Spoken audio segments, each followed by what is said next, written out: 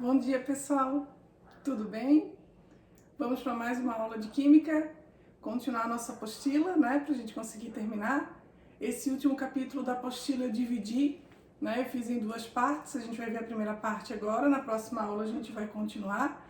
É a parte de cinética química, essa é a nossa aula 7 e a gente está no último módulo, no módulo 6, para encerrar essa primeira apostila. E o que a gente vai começar a ver em cinética química? O que se estuda, né, primeiro em cinética química? Vamos comparar algumas coisas corriqueiras relacionadas com o dia a dia, né? E alguma coisa relacionada com o laboratório também, para a gente pensar um pouquinho.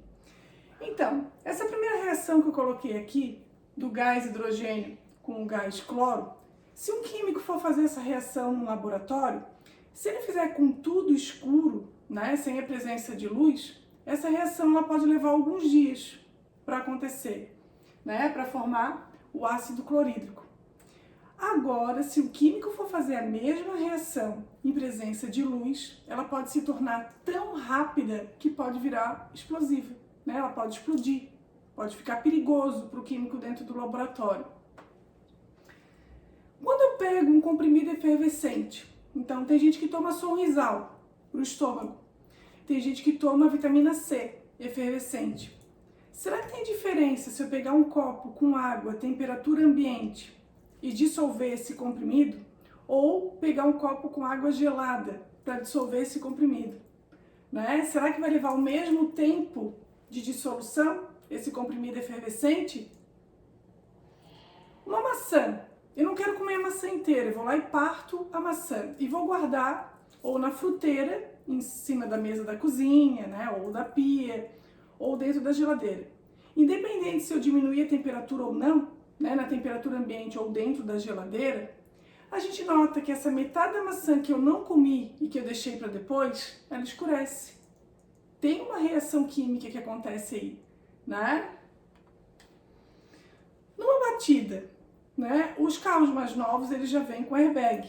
Então o que eu coloquei aqui para vocês? A reação que ocorre quando infla o airbag numa batida. Então isso é uma coisa rápida, né? Ocorreu a colisão, o airbag já infla. E uma ponte enferrujando? A ferrugem dessa ponte, será que ela foi tão rápida quanto o airbag inflando? Né?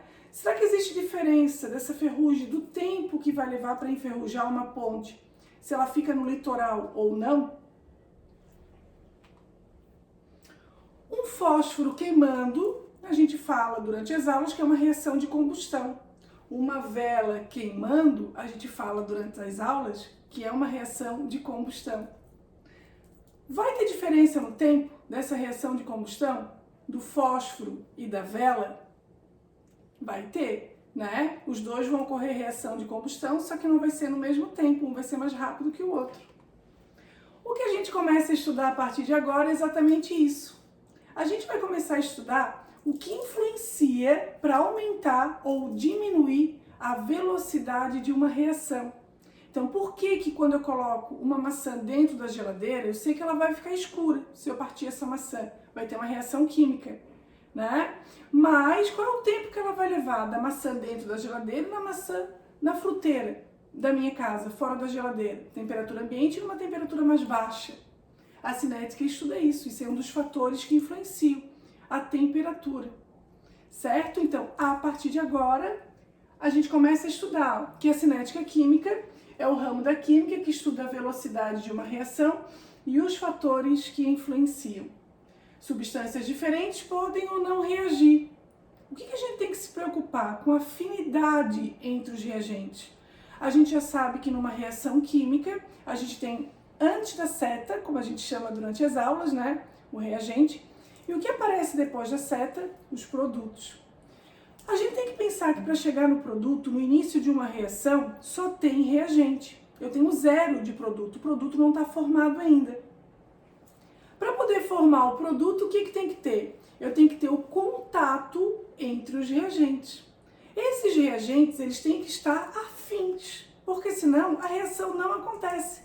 Tem que ter uma afinidade entre eles. Então eu tenho que ter o contato, eu tenho que ter a afinidade, eu vou ter a quebra de ligação para poder ter a formação do produto. Lembrar também que o reagente ele é consumido no início da reação para poder ter a formação do produto depois de um tempo. Então, no início de uma reação, eu tenho uma velocidade, eu tenho uma quantidade, uma concentração de reagente alta.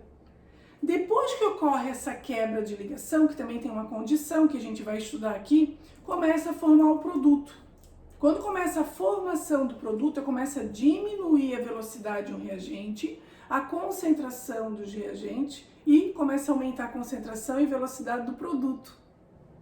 Então, tudo isso a gente tem que começar a pensar quando a gente inicia o capítulo de cinética química. Existem vários fatores responsáveis pela ocorrência de uma reação. Então, primeiro, a natureza dos reagentes. Eu tenho que saber com quais reagentes eu estou lidando. Segundo, o contato entre eles. Terceiro, nós já vamos estudar, já vamos saber o que significa isso. Os choques eficazes ou colisões efetivas. E a energia de ativação. Esses dois últimos a gente vai estudar daqui a pouco, nessa aula. Quando tem uma reação de neutralização, quando a gente estudou isso no primeiro ano, né, a gente sabe que é uma reação entre um ácido e uma base. Eu vou formar o quê? Sal mais água. Agora, não adianta eu pegar um recipiente e colocar ácido, no outro recipiente colocar uma base e ficar com a maior fé do mundo. Reage ácido e base, reage ácido e base. Não adianta. Para a reação de neutralização acontecer, eles têm que ter o contato entre eles. Reagente tem que estar em contato, que é o ácido e a base. Eles têm que estar também afim, para poder ocorrer a quebra de ligação e formar o sal e a água, formar o produto, formar uma nova substância. Lembrando que numa reação química eu tenho sempre a formação de uma nova substância, que é o produto. Quando eu falo que esses reagentes eles têm que ter uma afinidade entre eles têm que ter um contato entre eles, o que vai acontecer? Eles têm que ter também uma orientação favorável e uma energia suficiente para quando ocorre o que a gente chama de colisão, um contato entre eles, né, eles vão colidir, eles vão quebrar a ligação. Cada reagente vai para um lado, vai ter uma formação de uma nova ligação para ter uma nova substância para formar o produto. A gente chama isso de teoria das colisões. Dentro da teoria das colisões, a gente fala o seguinte, que não adianta o reagente vir com uma quantidade de energia bem pequenininha, encostar de qualquer jeito, então de repente cada um vai encostar numa pontinha e passa direto. Não vai ter quebra de ligação. Para ter quebra de ligação, eu tenho que ter uma orientação favorável, quer dizer, bem um ponto mesmo que eles vão colidir e quebrar a ligação. E além disso, uma energia suficiente. Porque senão, ó, se cada reagente vier bem devagarzinho, também não quebra. Então, na teoria das colisões, eu digo que tem que ter uma energia favorável e uma orientação favorável, ou energia suficiente para quebrar a ligação antiga e formar uma nova substância, certo? Então, nessa reação aqui, eu tenho o gás hidrogênio e o iodo, os dois na forma de molécula gasosa. Então, eles estão lá, eles têm uma quantidade de energia, ó, eles estão se movimentando, um vai encostar no outro, passa direto, ou encostou bem de frente, mas não aconteceu nada. Na hora que ocorre o que eu chamo de colisão efetiva ou choques eficazes, é bem na hora que a energia ela está suficiente e a orientação ela é favorável, bem naquele ponto que precisava para quebrar a ligação. Acontece que na hora que quebra a ligação, ó, cada reagente vai para um lado. Na hora que eles vão cada um para um lado e não formou o produto ainda, eu vou falar que essa quantidade de energia é a energia do complexo ativado. É bem no meio mesmo, bem um momento de transição, momento intermediário entre reagente e produto. Vamos pensar que a hora que não é nada ainda, ele é o intermediário, porque ó, orientação favorável, energia suficiente, quebrou a ligação. E agora? É bem esse meio. Estado intermediário, onde não é nem reagente e nem produto. A gente fala que aqui é como se eu tivesse chegado no meio do caminho. É como se eu quisesse ir para uma praia, ela está do outro lado do morro, eu tenho que subir um morro bem grandão para poder chegar nessa praia.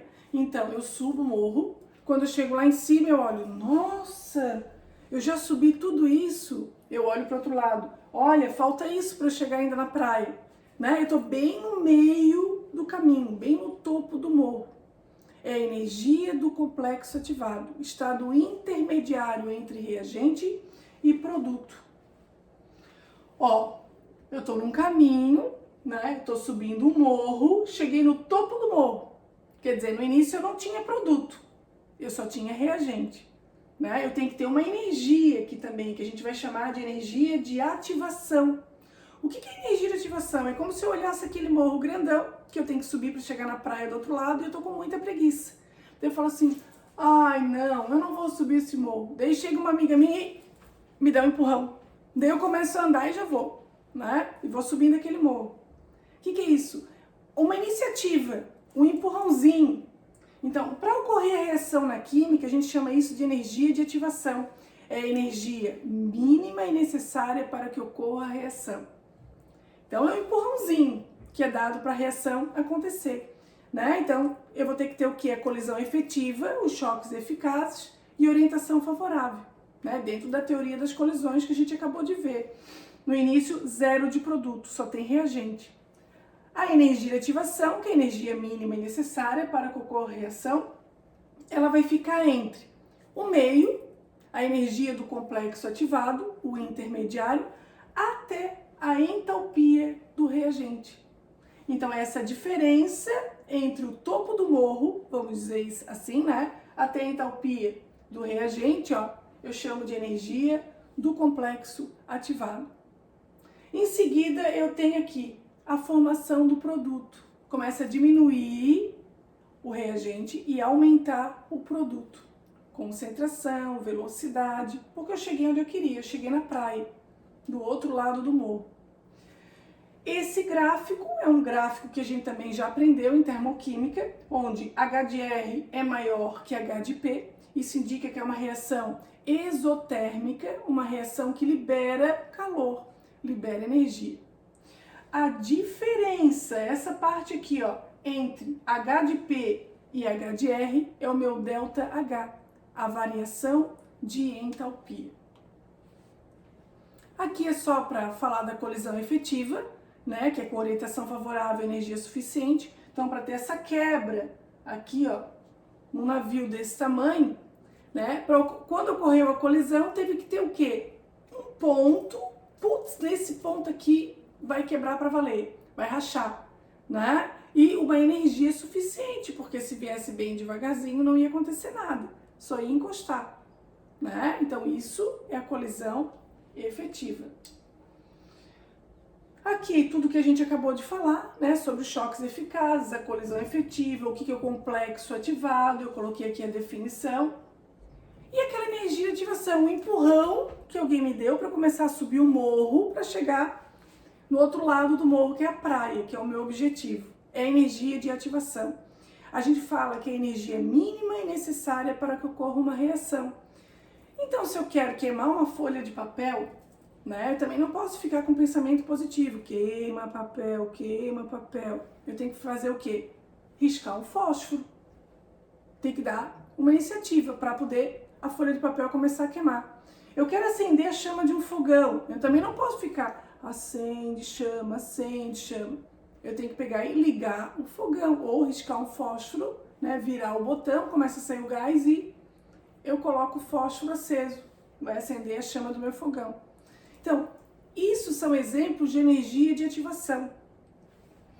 Aqui a gente já falou num gráfico, de novo, eu tenho uma reação exotérmica, aquela que libera calor, reagente e produto. Lembra que no início de uma reação eu só tenho reagente, eu não tenho produto, o produto é zero.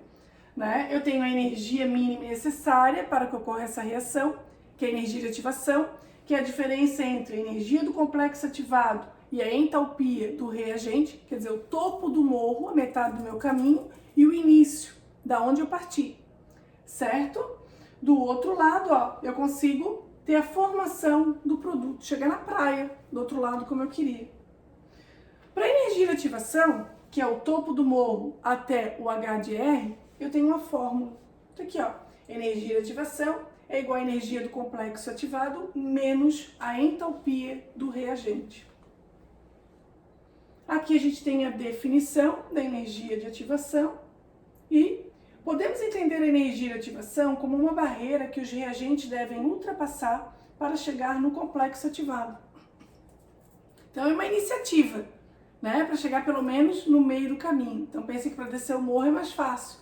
Quando eu chego aqui, para ter a formação do produto, é mais fácil, já ocorreu a colisão efetiva, os choques eficazes, né? A representação de uma reação endotérmica da energia de ativação, ó, cuidado, nesse tipo de gráfico eu tenho que o H de P é maior que o H de R, então o H de R está aqui embaixo. Lembra que a energia de ativação é o topo do morro até o H de R. Então isso vai influenciar no cálculo, na hora que a gente tira os valores do gráfico para poder fazer o cálculo da energia de ativação, certo? Ó, a diferença entre H de P e H de R me dá a variação de entalpia. Nesse caso ela é maior que zero porque é um processo, uma reação endotérmica, aquela que absorve calor. Numa reação exotérmica vai ser menor isso aqui. Olha o que aconteceu, o H de R ele é maior que o H de P, é uma reação exotérmica que libera calor. Então, a energia de ativação, ela vai da energia do complexo ativado até o H de R, é menor. Vai influenciar sim numa reação se eu tenho uma energia de ativação grande e uma energia de ativação pequena. Então pensa que a energia de ativação pequena é um morro pequeno que eu preciso subir e descer para chegar na praia do outro lado. O caminho ele é menor. Se eu tenho uma energia de ativação maior, então essa distância entre o topo do morro, que é a energia do complexo ativado, até o H de R é maior, como nesse caso aqui, ó, essa reação ela vai demorar mais para acontecer. Porque a energia de ativação ela é maior, o morro que eu tenho que subir é maior para poder chegar na praia. Aqui a energia de ativação é menor, a distância entre o complexo ativado e o H de R é menor que a do processo endotérmico. Então essa reação ela é mais rápida do que o gráfico anterior que a gente tinha visto de uma reação endotérmica. A gente entra agora num cálculo, que é o cálculo da velocidade de uma reação. Então aqui eu tenho uma reação, eu vou ter que calcular o que a gente chama de velocidade média. Então, o cálculo da velocidade vai ficar o quê? Velocidade média igual a ΔN sobre ΔT. O que é o ΔN? É a concentração em mol por litro, a concentração molar, ou o número de mols, que é dado no enunciado. Geralmente vem na forma de tabela. Aqui, a variação do tempo. Tempo final menos o tempo inicial. Número de mols ou concentração em mol por litro final menos inicial.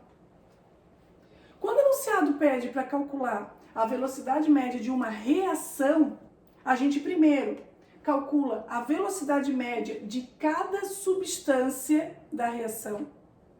Então, eu calculo do primeiro reagente, do segundo reagente e do produto. O que aparece do lado do reagente vai ter um resultado final negativo. Esse sinal negativo indica que o reagente foi consumido. Quando eu calculo dos produtos, nesse caso eu tenho 2 produtos, a velocidade média, o meu resultado final ele vai dar positivo, indicando que esse sinal positivo é porque teve a formação do produto.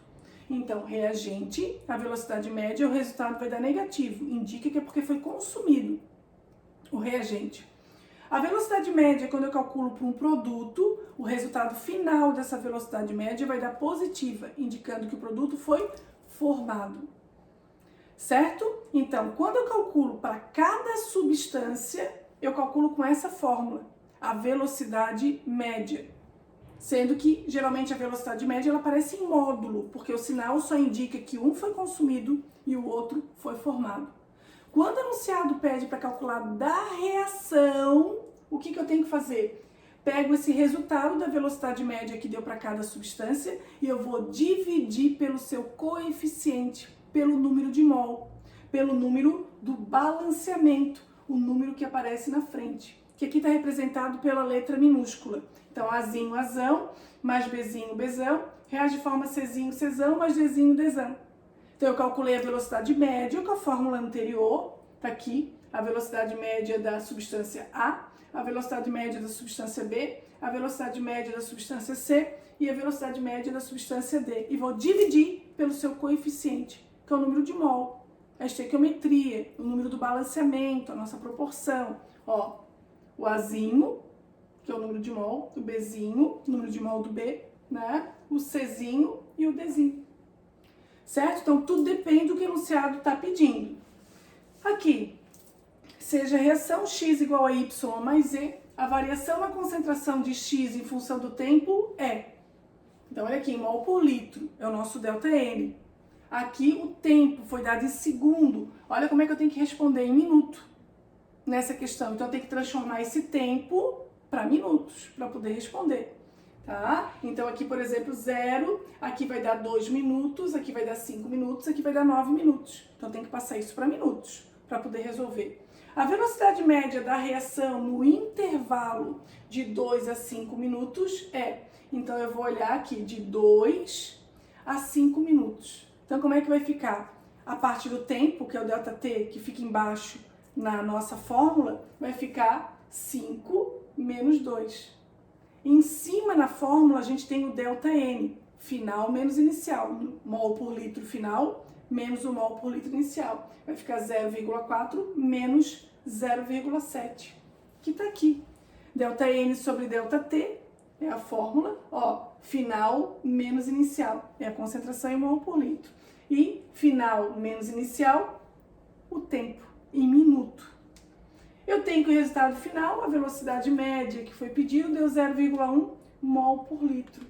Então aqui, né, mesmo se a gente dividisse, a gente calculou a velocidade média, né, nesse caso não dava para calcular de cada um, x igual a y mais z, né, isso dá para calcular de acordo com a tabela, final menos inicial.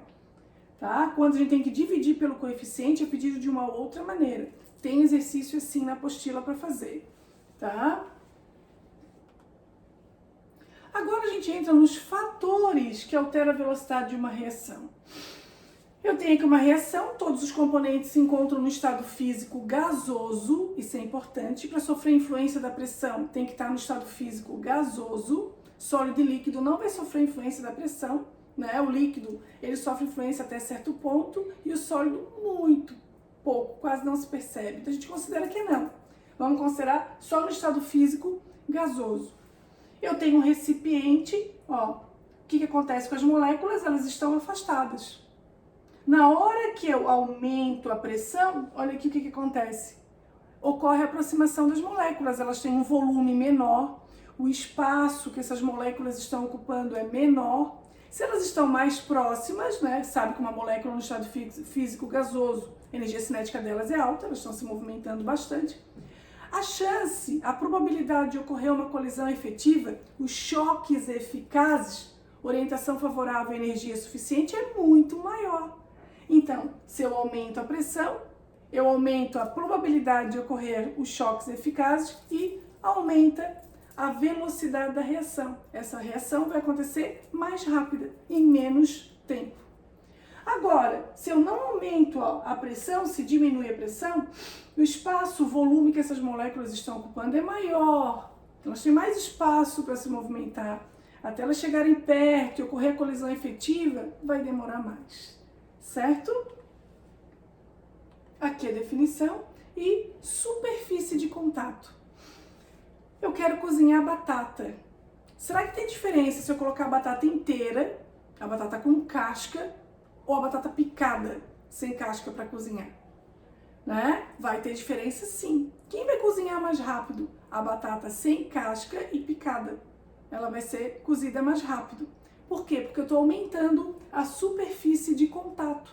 A água, ela está quente, né? A batata ela está ali dentro, então eu aumento a superfície de contato. Ó, se colocarmos as batatas em pequenos pedaços para cozinhar, economizaremos gás de cozinha. Ao fatiarmos a batata, aumentamos o seu contato com a água quente, fazendo com que cozinhe mais rapidamente. Vamos imaginar que eu tenho duas esferas de ferro, eu preparo uma solução de ácido clorídrico e eu vou pegar essas duas esferas onde uma é maciça e a outra é oca e eu vou jogar ao mesmo tempo dentro dessa solução de ácido clorídrico. Na hora que eu jogo, quem vai reagir primeiro com o ácido clorídrico, né? Com os íons H+, que tem ali, que é o que caracteriza um ácido, dentro daquela solução que eu preparei? A esfera de ferro oca ou a esfera de ferro maciça? As duas começam a reagir ao mesmo tempo. Elas têm a mesma superfície de contato, elas têm o mesmo diâmetro. As duas estão na forma de uma esfera. Agora, se eu perguntar assim, quem vai acabar a reação primeiro? Tem diferença, né? Agora eu perguntei, quem começa a reagir primeiro com os íons H+ na solução? Né? Elas vão reagir ao mesmo tempo, certo? Então, quem vai acabar primeiro? Olha a diferença. A esfera oca, de ferro oca, né? Aqui eu tenho a palha de aço, eu tenho o prego, tenho a mesma quantidade, 500 gramas de cada um. Eu vou jogar dentro desse recipiente com ácido clorídrico. Quem começa a reagir primeiro? A palha de aço, o bombril, que a gente usa em casa, ou meio quilo de prego? A palha de aço. Porque a palha de aço, ela tem maior superfície de contato com os íons H+. Eu joguei numa solução de ácido clorídrico, né, com água. Então, a palha de aço tem maior superfície de contato. Se eu tiver o carbonato de cálcio, por exemplo, em pó, e o carbonato de cálcio em pedaço, né? Se eu jogar também dentro desse recipiente com ácido, quem vai reagir primeiro, quem começa a reagir primeiro com os íons H+ da minha solução?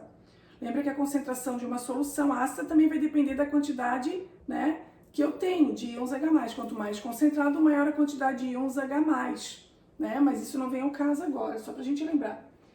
O que está pulverizado, que está na forma de pó, começa a reagir primeiro, porque tem maior superfície de contato. Então, a reação de um sólido com outro reagente qualquer, eu estava falando de um sólido e de uma solução aquosa, de ácido clorídrico, ocorre através de colisões das partículas do reagente com a superfície do sólido. Quando o reagente se encontra no estado sólido, quanto maior for a subdivisão desse sólido, maiores serão a superfície de contato, o número de colisões e a velocidade da reação. Agora eu tinha falado da maçã. Tem diferença se eu pegar a maçã que eu cortei, ela escureceu, tá? Mas ela vai levar mais tempo, né, para escurecer dentro da geladeira ou na fruteira, né? Ela vai levar mais tempo sem estar escura dentro da geladeira, ela vai escurecer bem mais rápido fora da geladeira. Quando eu coloco alguma comida, né, dentro da geladeira, o que está acontecendo com a energia cinética dessa molécula? Ela diminui, né? Então o que eu estou fazendo? Eu estou fazendo com que ela dure mais tempo, estou diminuindo a velocidade dessa molécula. Então um pedaço de carne, por exemplo, eu não quero que estrague, eu coloco dentro da geladeira, né? Se eu quero que fique mais tempo ainda, eu congelo, eu boto no freezer. Então eu estou fazendo o quê? Diminuindo a temperatura, diminuindo a energia cinética, certo? Aqui também eu quero cozinhar um ovo. Então tem diferença se eu colocar esse ovo para cozinhar na água que já está fervendo e na água que está na temperatura ambiente. Ele vai cozinhar mais rápido aonde? A energia cinética é maior na água que está fervendo. Vai ser mais rápida essa reação, né? Porque a velocidade vai ser mais rápida, aumenta a agitação das moléculas. Então, a influência da temperatura na velocidade de uma reação poderá ser analisada observando-se o comportamento das moléculas reagentes. Aumentar a temperatura significa aumentar a energia cinética das moléculas, ou seja, aumentar a velocidade das moléculas. Se eu agito as moléculas, acontece o quê? A probabilidade de aumentar a colisão efetiva é maior, por isso que a velocidade da reação é maior, ela acontece mais rápido. É fácil perceber que moléculas mais rápidas colidem com mais frequência e com mais violência. Logo, mais moléculas reagirão em um certo espaço de tempo. E com isso, a velocidade aumenta, maior a probabilidade de ocorrer os choques eficazes, a colisão efetiva. Dentro de temperatura, a gente entra com um cálculozinho também, que se chama regra de Van 't Hoff. Ele fala que a cada aumento de 10 graus Celsius na temperatura, a velocidade da reação duplica. Então eu coloquei uma reação, ocorre a uma velocidade de 2 mol por minuto numa temperatura de 10 graus Celsius. Qual a velocidade da reação? A 50 graus Celsius. Eu tenho que ir aumentando de 10 em 10, não inventem moda, por favor. É muito fácil isso aqui, tá? Porque a gente sempre vê em sala de aula os alunos inventando moda, né? Inventando fórmula para isso. Então é só aumentar. De 10 eu tenho que chegar até 50. 10 eu tenho uma velocidade inicial de 2 mol por minuto. 20 vai duplicar a velocidade, passou para 4. Aí depois 30, estava em 4, vai duplicar, 8. Depois 40, de 10 em 10, vai duplicar, 16. Depois 50, vai duplicar o 16, 32. Então, a cada aumento de 10 graus Celsius, a velocidade duplicou. A 50 graus Celsius já tinha uma velocidade de 32 mol por minuto. Agora, se eu perguntar quantas vezes aumentou a velocidade, o que vocês têm que fazer? Tem que dividir o último pelo primeiro. Então, 32 dividido por 2 vai dar 16. Aumentou 16 vezes a velocidade da minha reação. Quantas vezes, eu acabei de falar, a velocidade da reação aumenta se levarmos a temperatura de 5 graus Celsius para 35.